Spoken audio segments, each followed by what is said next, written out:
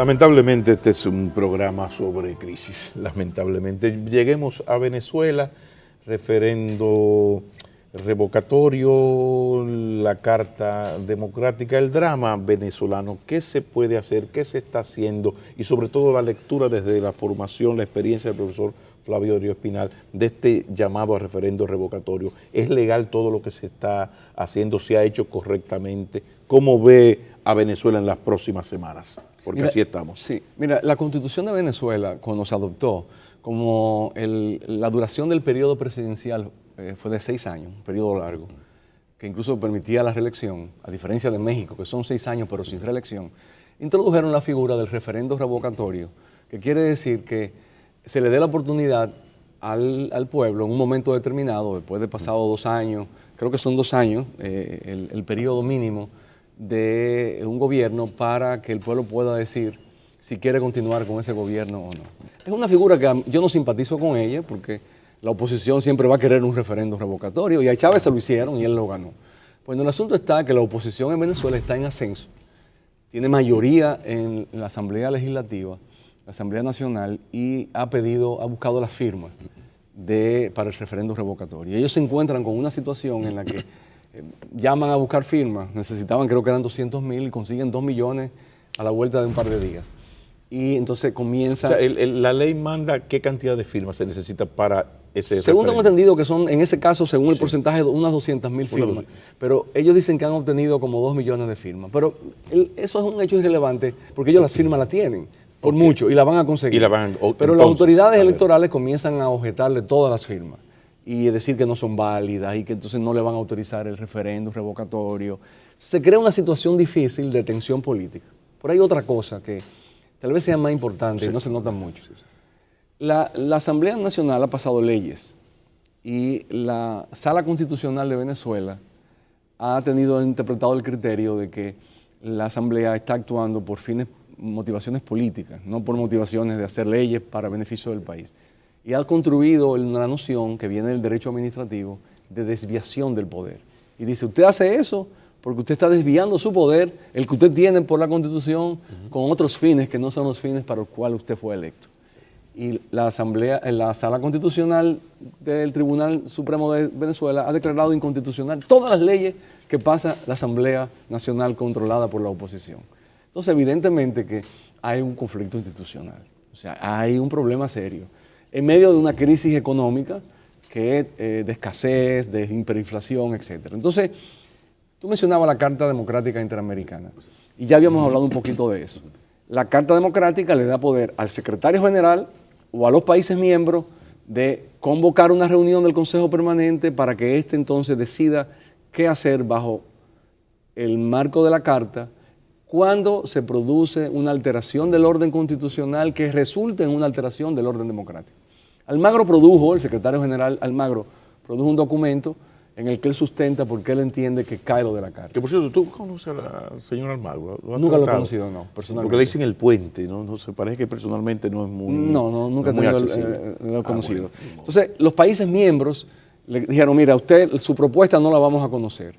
Vamos a sacar otra resolución que le dé tiempo a la mediación. Mediación que está llevando a cabo bajo la sombrilla de UNASUR, entre los cuales está el presidente Leonel Fernández y el presidente Rodríguez Zapatero y Martín Torrijos. Ellos tres lo llevan a cabo.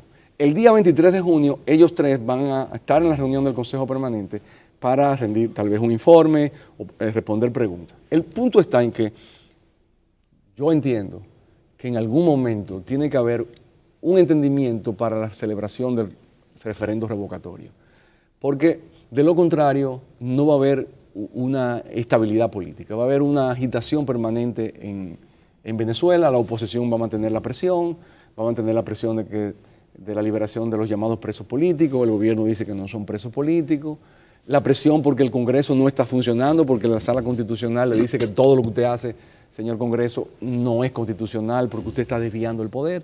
Entonces ahí hay una crisis institucional fuerte que yo creo que la OEA puede ayudar. UNASUR también, vamos a ver cómo sale esta mediación, pero ¿en qué debe consistir esa mediación? Obviamente uno lo dice desde aquí con humildad y modestia porque uno no está allá ni conoce todos los detalles y demás, pero yo entiendo que debe ser reconocer lo del referéndum revocatorio, que se celebre en un periodo, la oposición quiere que sea este año, el gobierno quiere posponerlo lo más que pueda, yo creo que no se puede posponer, yo creo que se deben observar las reglas que existen. Y en ese sentido, el caso de la OEA bajo la carta, si es que se aplica la carta, el propósito no debe ser tampoco, como decíamos hace un rato, suspender al país de la OEA, es resolver problemas.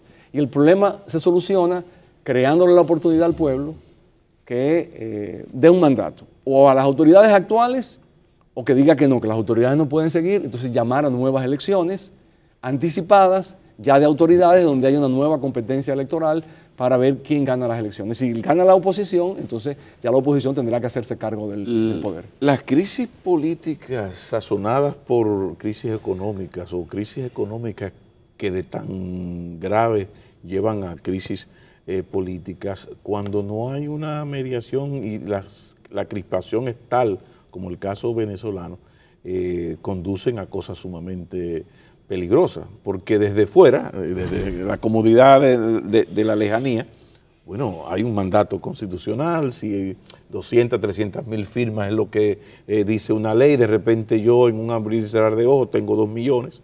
Entonces, siendo objetivo, respetuoso de las reglas, lo que mandaría sería ese referendo. Claro. ¿Qué tendría que ocurrir? Porque incluso hay que recordar la fortaleza que tuvo y tiene y cierto liderazgo todavía Venezuela en América del Sur, dentro de lo que es UNASUR. Podríamos hablar de que, pido tu opinión, las autoridades venezolanas del gobierno podrían llevar esto hasta, sácame si quieres de la OEA, pero esto va a seguir en este jueguito de Suprema que incapacita yo pienso, al legislativo. Ese liderazgo de Venezuela en la región, que en efecto lo tuvo bajo el presidente Chávez, yo creo que se agotó, y el modelo se agotó. Incluido UNASUR. Bueno, UNASUR está por verse. Todavía ellos tienen cierta fuerza en UNASUR. Todas las instituciones regionales tienen sus pros y sus contras, tienen sus debilidades y fortalezas. Sí. Todas, incluyendo la más grande, que es la OEA, por igual el CELAC, que es los países de América Latina y el Caribe, UNASUR, que es más pequeña, todos tienen su problema. Ahora, Chávez asciende en medio de un colapso de los partidos políticos tradicionales, de una crítica al modelo político, a la corrupción, a muchos problemas que tenía Venezuela. Que es el gran aprendizaje para nuestros países, cuando las partidocracias terribles se alocan tanto, ocurren estas cosas. Claro, por supuesto, bueno. y eso hay que aprenderlo de esa lección. Y los partidos políticos que no le pongan atención a eso, un día van a amanecer con que se van a encontrar que la gente diga se acabó esto. Adecos y Copellano no era Sor Juana Inés de la Cruz. Sí. Entonces, se da una coincidencia que el ascenso de Chávez se encuentra con un ascenso en los precios del petróleo. Entonces, él le llegan recursos extraordinarios y él puede ser magnánimo con países como el nuestro, los países pequeños de Centroamérica y el Caribe, especialmente Cuba. Incluso Chávez llegó a tener programas de asistencia a los pobres de Nueva York y a los pobres de Boston para darle energía barata. ¿Sabe lo que es ese esquema? Que él a Estados Unidos, o sea, llevando beneficencia a Estados Unidos. Y perder la oportunidad que perdieron Adecos y Copellanos de no crear una estructura económica paralela e independiente del poder económico del petróleo. Es una cosa increíble. Esa es la gran crítica. Es un programa que tenemos que hacer aquí. Esa es la gran crítica, porque Venezuela no tiene hoy nada que exportar, no tiene una capacidad productiva, lo importa casi todo, pero no tiene divisa, no le está entrando dinero suficiente porque el petróleo, se desplomaron los precios del petróleo. Entonces, por eso que yo digo que ese modelo se agotó, porque es evidente que se sustentó en precios del petróleo alto, en una estatización de empresas que no funcionan bien, etcétera. Entonces, para hacer la economía venezolana funcionar, tiene que haber un ajuste económico muy grande. Y eso yo no creo que las autoridades actuales la vayan a hacer, porque ellos ideológicamente no están a favor de un ajuste, de una liberalización de la economía, de una liberalización de la tasa de cambio. Entonces, como tú decías, para recuperar tu idea, crisis política en medio de crisis económicas muy volátiles, muy incendiarias.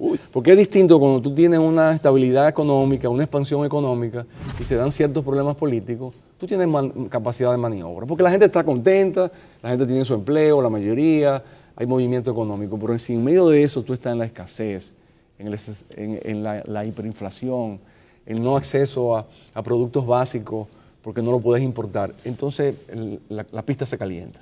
Tenemos que ir a una pausa. Cuando retornemos, último segmento, seguimos en crisis de derechos humanos. Esa reiterada acusación de prácticas de racismo estructural del Estado Dominicano, ahora recientemente de Amnistía Internacional, pero que suscribe de alguna manera la OEA. Esa actitud hacia nuestro país y un poco echando de lado los avances. Vamos a tocar este tema después de la pausa porque me parece fundamental para el interés nacional. Ya regresamos.